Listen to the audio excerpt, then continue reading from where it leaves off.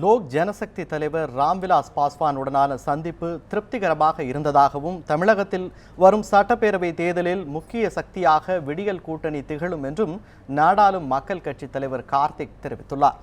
டெல்லியில் செய்தியாளர்களிடம் பேசிய போது அவர் இவ்வாறு கூறினார். நம்ம ஆரம்பிச்சிருக்கிற இந்த கூட்டணியில் ஒரு சீனியர் அப்படின்ற முறையில் மரியாதை நிமித்தம் அவரை இன்னைக்கு சந்தித்தோம். அவரும் ரொம்ப சந்தோஷம், நாங்களும் ரொம்ப சந்தோஷம். ஸோ இப்போது ரொம்ப ஃப்ளூயிடாக இருக்குது. எங்களுடைய ஆக்ஷன் பிளான் என்னென்னு பேசியிருக்கோம்.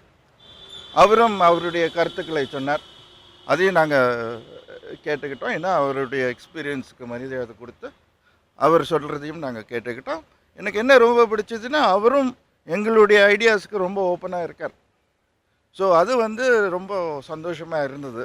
நான் ஒரு நேஷ்னல் லீடர், இவ்வளோ பெரிய பார்ட்டிக்கு தலைவர், அந்த எதுவும் இல்லாமல் அண்ட் அவருக்கு என்ன ரொம்ப பிடிச்சதுன்னா, ரொம்ப இம்ப்ரெஸ் ஆனதுன்னா, அத்தனை பேரும் ஒன்றாக கூடி ஒரு கூட்டணி வைக்கிறதுன்றது எனக்கே கொஞ்சம் ஆச்சரியமாக இருந்தது. என்னென்னா, நம்ம என்ன நினச்சோமோ அதே தான் அவரும் யோசித்து வச்சுருக்கார்.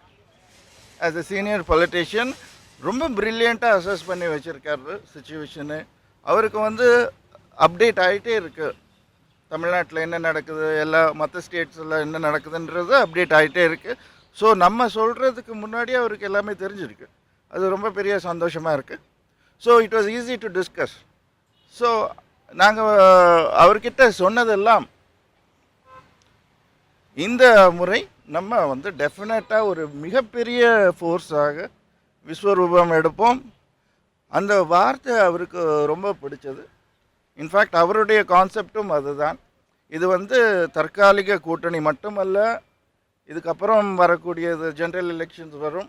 அதுக்கப்புறம் திரும்பவும் 5 வருடங்கள் கழித்து அசம்பிளி எலெக்ஷன்ஸ் வரும். அந்த வரும்போது இந்த கூட்டணி அப்படியே இருந்து இன்னும் பெரிதாக வளருன்றதில் அவருக்கும் எந்த சந்தேகமும் இல்லை, எங்களுக்கும் எந்த சந்தேகமும்.